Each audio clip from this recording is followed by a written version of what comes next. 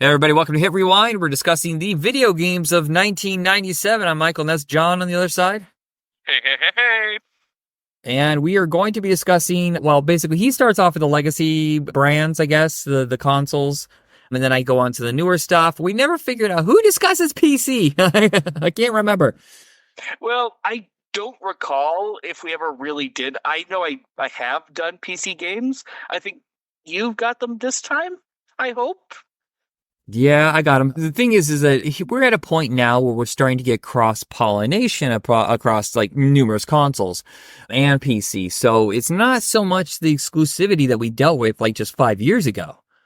Yeah, and that's the thing is like I'm not necessarily. I think pretty much yeah. I got a lot of the exclusive titles that I'm mentioning, mainly because the legacy systems aren't getting all the really cool shit necessarily.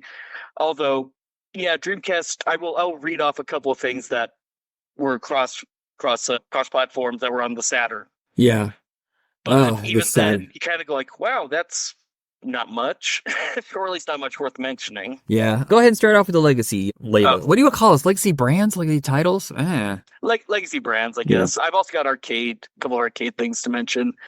But to start off with a few little businessy type things that happened, 3D Realms begins production of Duke Nukem Forever. That Yay! that game would not see release until 2011, and it wasn't worth it. Nope. Let's see. The Genesis and Game Gear were finally discontinued by Sega. Irrational Games was formed. They're the people known for System Shock 2, and then later on Bioshock and Bioshock Infinite. And there was an episode of a Pokemon anime that was released in Japan that caused over 600 Japanese children to have Oh seizures. my God. That episode, yeah, you don't remember this because I remember this very clearly when that happened. I don't think they ever said what the show was until Pokemon actually came out in the US. But yeah, that episode ended up basically getting canned and it never saw release in the States. And shit, when we finally got the Pokemon cartoon, they even toned down all the strobing effects just so that kids here wouldn't go into seizures. That's what's good. But okay, arcade games. We actually have a couple of arcade games that came out and are worth talking about. The Lost World Jurassic Park. Oh, yes, I love that game. Yeah, I still see these in arcades, or at least what passes for arcades these Yep, days. absolutely. It's one of the most popular, I would say. Well, it's funny how a lot of these shooters based on movies really do stick around. Like the Terminator, you still see that all the time. But definitely Jurassic Park, or some variation on this, it seems to be in every arcade. Yeah, now I don't see the stand-up cabinet. I always see the larger one, the one where you get to sit down in Oh, those okay. bucket seats, and it feels like you're actually in a safari vehicle, Yeah, I've a seen little Jeep, both. Yeah. and it's kind of fun because that's part of the part of the conceit of the game is that you are not necessarily on safari, but you're on Isla Nublar, or you're driving around in a lot of these places trying to find, I forget who, I think it's either Alan Grant or it's Malcolm. You're one of those two. Probably Alan. It makes much more sense. But yeah, it's a fun game. It's a fun little shooter. It's all on rails, slide gun. It didn't break in. It didn't change anything or make a new statement. It was just solid as hell. Mortal Kombat 4. It stepped away from the digital characters and went fully computer generated ones. Oh, yeah, I didn't play this one. Oh no, it's a piece of shit. Okay. It introduced every character having a special weapon. So on top of all the ice balls or whatever the shit you could throw, you also had swords and stuff. And this is also the start of basically Mortal Kombat releasing nothing but shitty games. Yeah. I mean, seriously, it took them until actually 2011, I think. Oh, for the that reboot? Yeah. to actually put out a really good Mortal Kombat. But it's also kind of sad. This is where like that Pepsi versus Coke rivalry of Mortal Kombat versus Street Fighter completely just died for me. I imagine This so, year. yeah. And yes, it's because Mortal Kombat 4 blows, but guess what else blew? Street Fighter 3. Oh, yeah, again, I don't think I ever played it. Oh my god. Okay. It has the graphics that are like Street Fighter Alpha. It has that kind of, little more cartoony graphics. You have like the little special attack, super special bars and stuff like that. But it also added like the dashing mechanics from Darkstalkers, the super jumps from the X-Men games. Yeah, it stole the parry system from Samurai Showdown 2. It basically jumbled all this shit together in a way that, and it didn't really explain anything to you. I mean, even when you look at like the demo reels on the game, it does a shit job of telling you what this game can do. The characters, like the balancing of this thing was all over the place. It was just not fun. No, that sucks. And it took them how long to learn to count to 3? Because, God, I mean, how many Street Fighter 2s were there? Yeah, it took a long ass time. Yeah, this was not worth it, and they have since gotten better, but yeah, man, that was such a disappointment. Yeah, the minute they introduced the Marvel fighting games, I was done with Street Fighter. I just, I gotta go over here. Yeah, Capcom still made good fighting games, because, yeah, we'll later get Marvel vs. Capcom 2, which is truly one of the best ones, but okay, Sega Saturn. This is kind of how sad and pathetic Sega Saturn's thing was. The two exclusive titles that are worth talking about. Scud, the Disposable Assassin. Love it. Based off the comic, and the comic's fun. It's insane. It's truly. Fun, oh, really? I like the game. That comic is fucking insane. Like true madness. Yeah, it's not completely broken or anything, but I think the only people who would have ever bought the game only knew what Scud the Disposable Assassin was. My roommate had it, and he had no idea about the comic. He picked it up because it was on clearance. Well, there you go. Yeah, that'd be the other half would be people who just bought it because it was cheap. Let's see. There was Sonic R, which is this third-person racing game that uses all the Sonic characters, and it's kind of stylized like a kart racer, except that your characters are running. And you can jump around, and there's a little bit of exploration around the maps that you're racing in.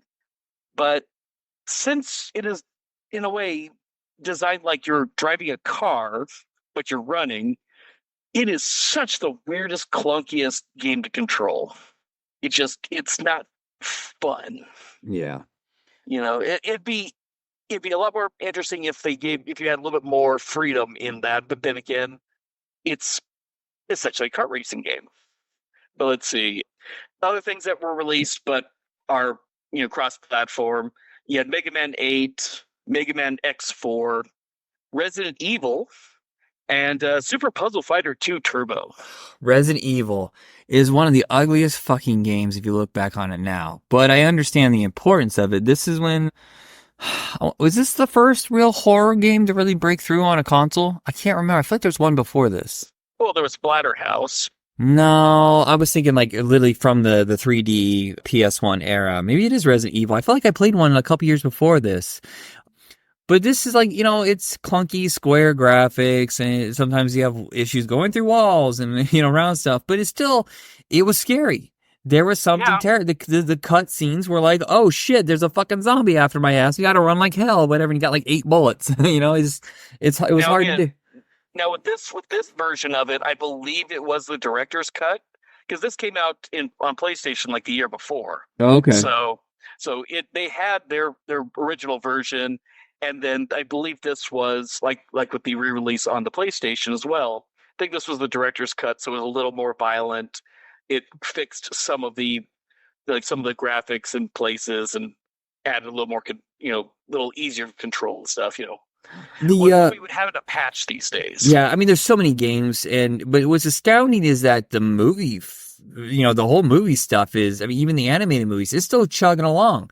And I don't think anybody knew when they did the first movie that, we're going to have a franchise that, there's been, 7 live action entries and 3 animated entries? It's wild to me. And a TV show, and... I didn't know about the TV show. Live action or animated?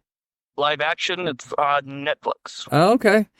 But it's just so funny how this one little game can spin off into something so huge. Where at the same time, you had Tomb Raider, which was selling more, and more people were talking about it, but they've only ever been able to make like 3 movies. Like, you would think there'd be 30 Tomb Raiders by now. Like the way James Bond is, like other people would be taking over the role and just continuing on. No.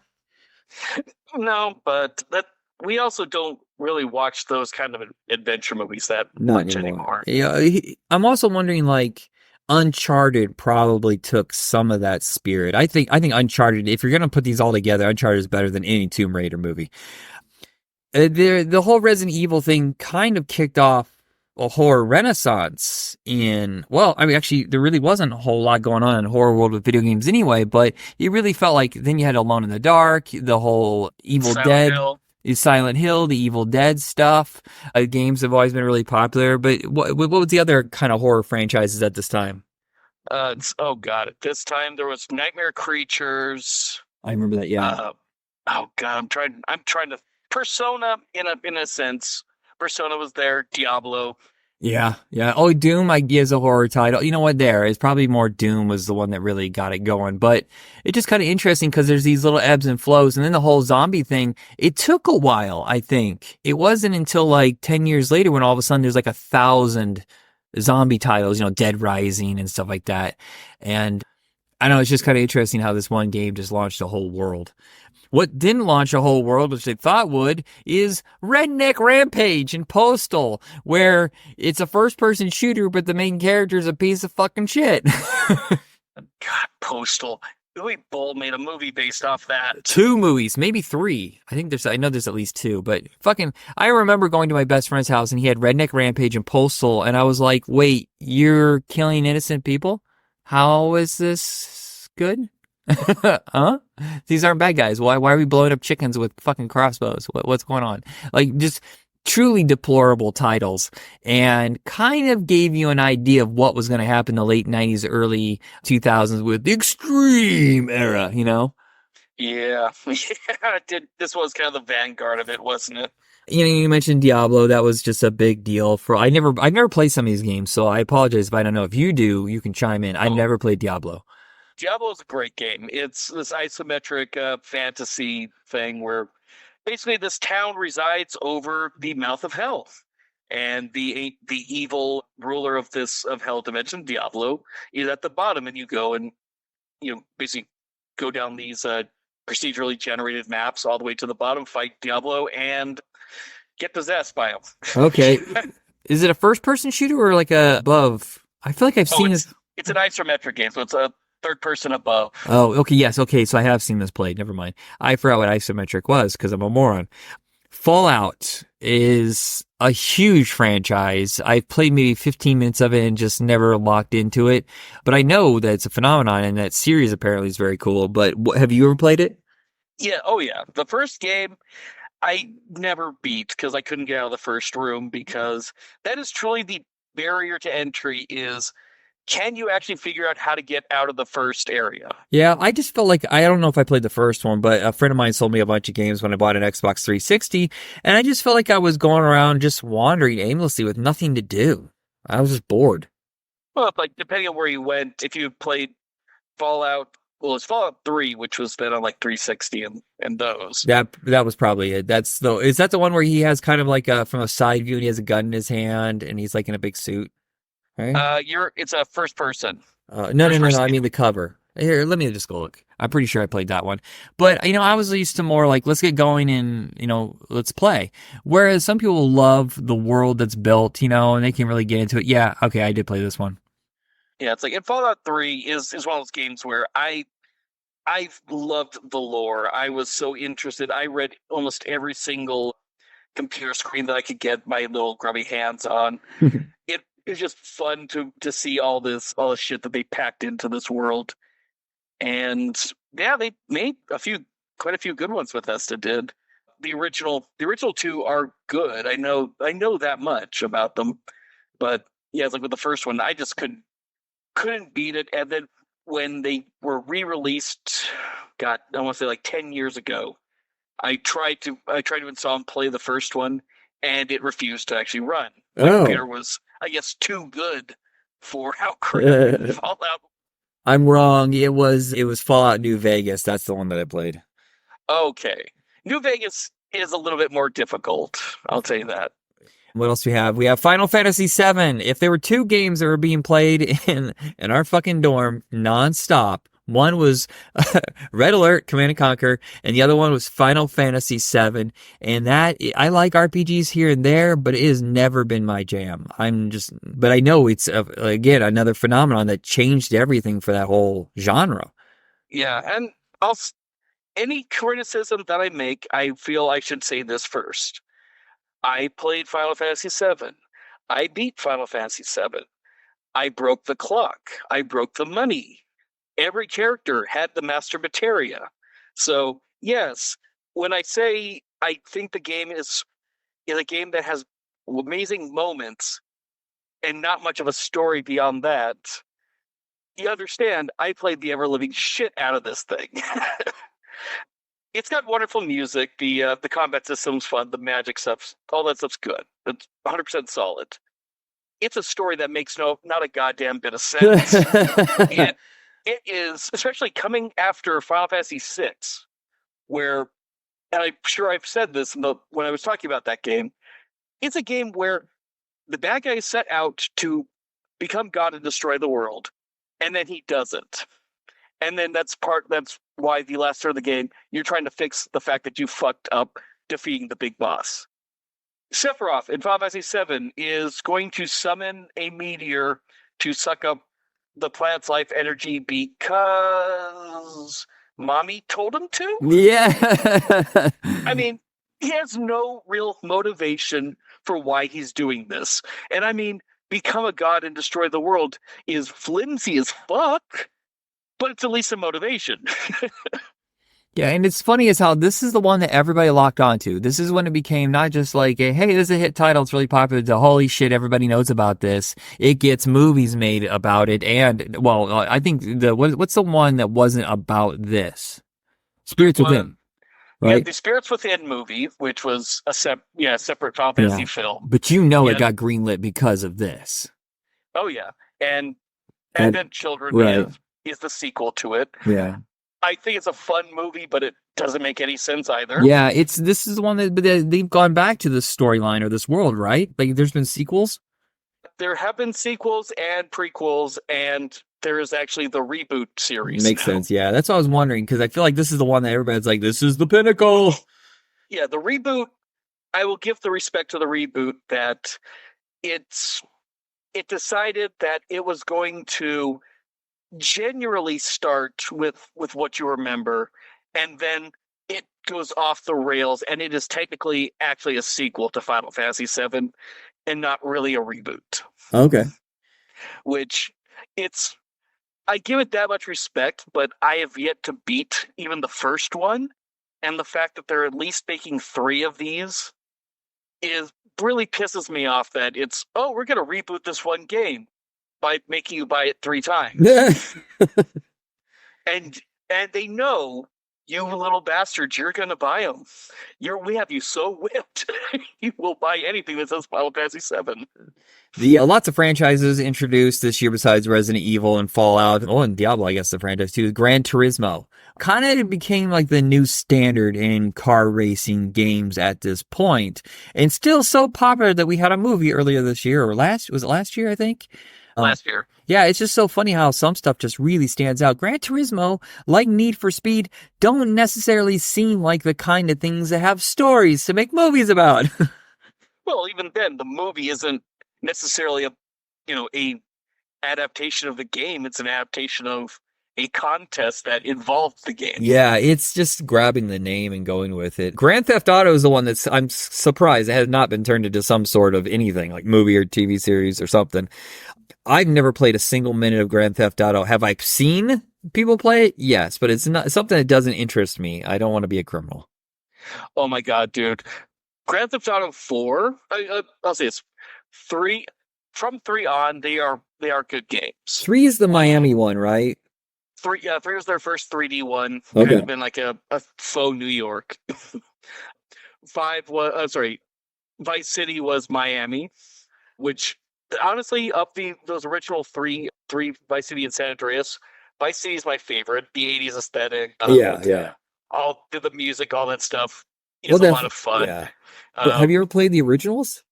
I did play the very first one. Okay. And I did not understand it. Okay. it's a pain in the ass. I don't think it's very fun. But also, and if someone wanted to adapt a Grand Theft Auto story, GTA 4 Okay. is is a is designed like a movie Interesting. almost. Okay. It's like, I think of any of these games, that's the one that would probably fit most in a normal narrative. Age of Empires debuts, which is a real-time strategy. If you like Command and Conquer and you want to combine it with like ancient war, sword and sorcery kind of. Well, there's no sword and sorcery. It's how would you explain it? Like real historical kind of wars. Yeah, it's a little more historical, factual Right. stuff as Kind of like opposed to Nabunga's Ambition, I would say probably. yeah, yes. I don't think I've played that one, but it's if you like real-time strategies, it's going to be up your alley, I'm sure. Oh, in as much as I've never been a big fan of them, but yeah, that's one that's going. If you like realism, that's the one. Those are the series to go with. Yeah. I'm sure I've talked about this numerous times, but Oddworld, Abe's Odyssey. Look, I adore it. I think it was groundbreaking, an amazing story, and lots of fun gameplay, but my fucking roommate got stuck on this one part for like an hour and a half while I'm trying to do homework. I had to leave because I was ready to scream and throw my book through the TV because he was trying to get from one platform to the other without being seen by the soldiers, and every time you hear that click, click, click, click, click, click, click, what? Dead. Start over. The little sound of him walking again. What? Like over and over and over for an hour and a half, and him just going fuck, fuck, what, fuck, fuck. And just that's the only thing that drives me nuts. But I think it's a gorgeous, interesting world that they debut. Oddly enough, it's in an ugly world. I think but that's a franchise that kind of died quickly, huh?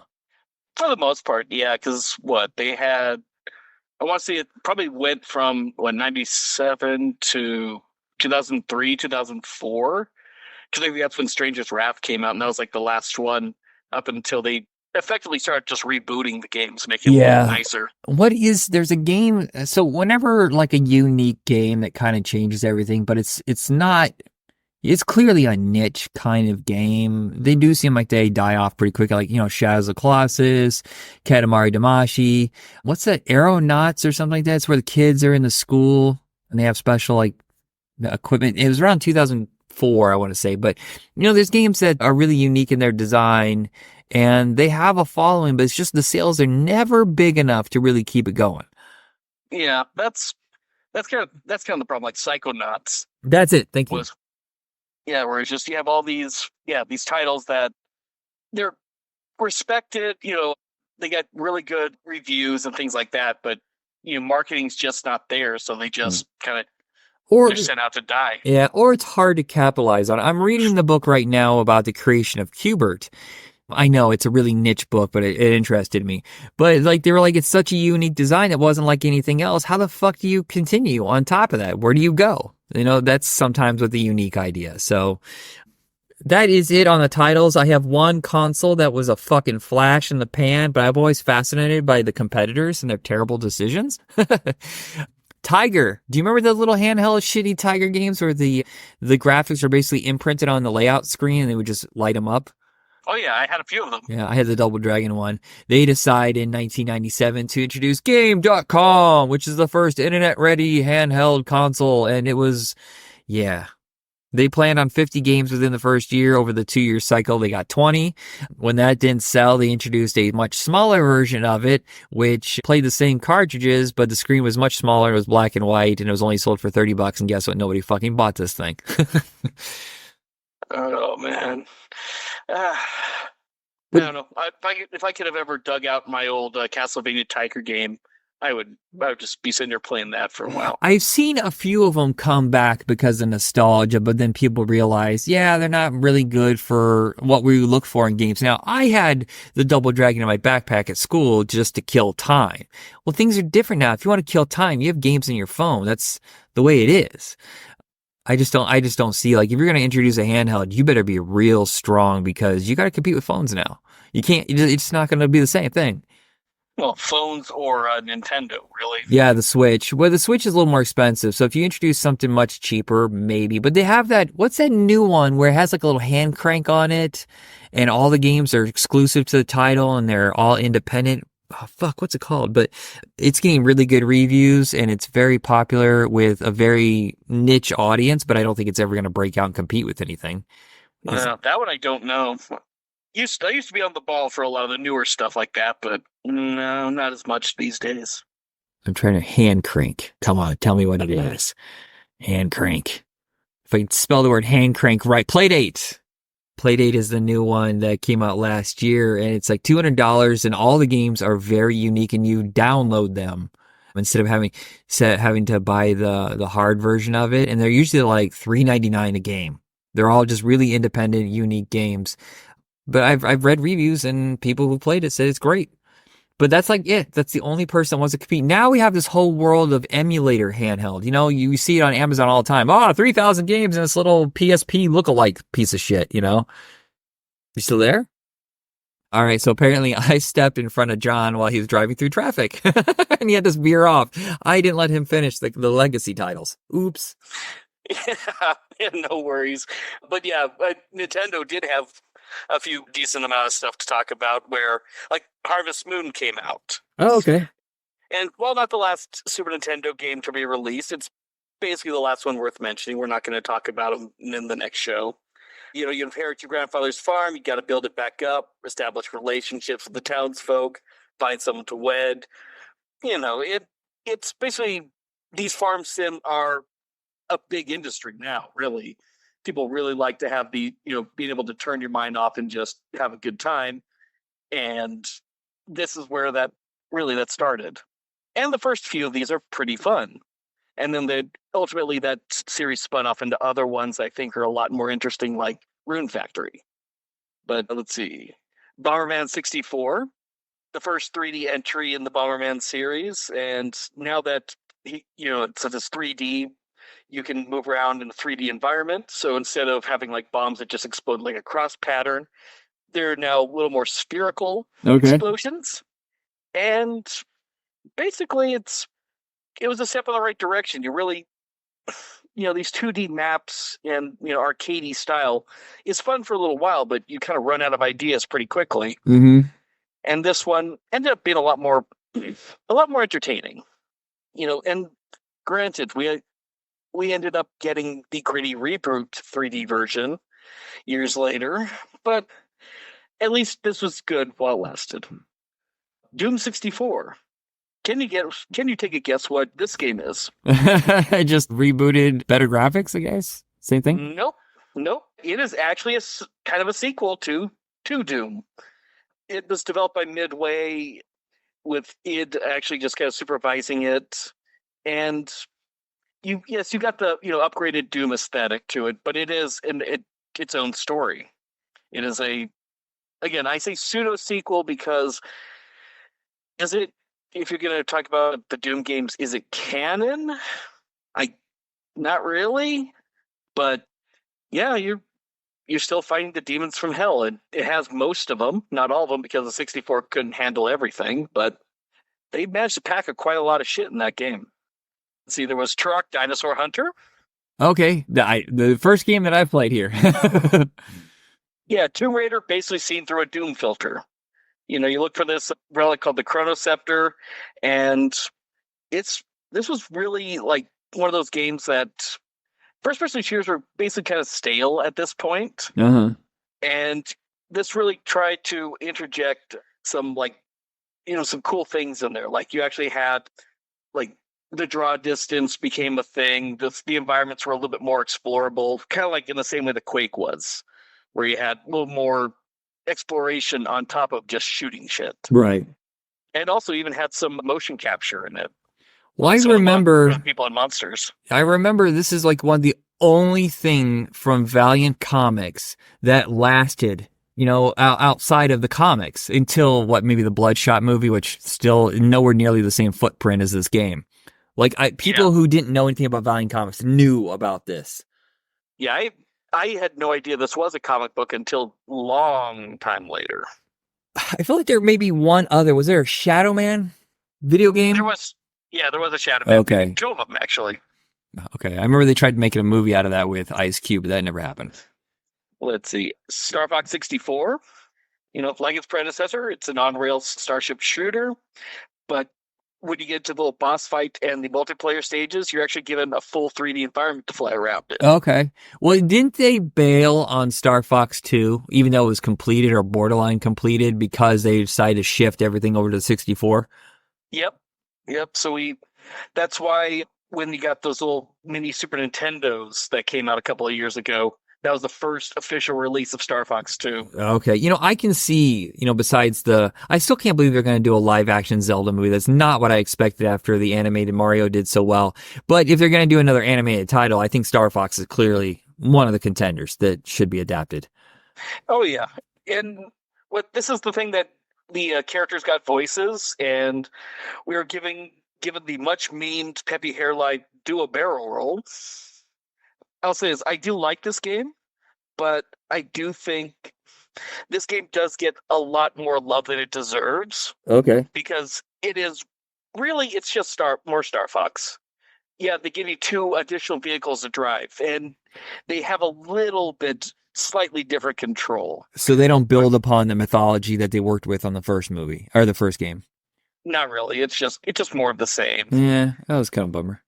Yeah, and that's the thing. It's like it plays fine. Like, I'm not going to knock it. And just keep in mind, anytime I say I like something from from Nintendo 64, keep in mind I hate the 64. Yeah. I hate the 64 controller. It's a piece of shit controller. It makes playing any of these games a fucking chore.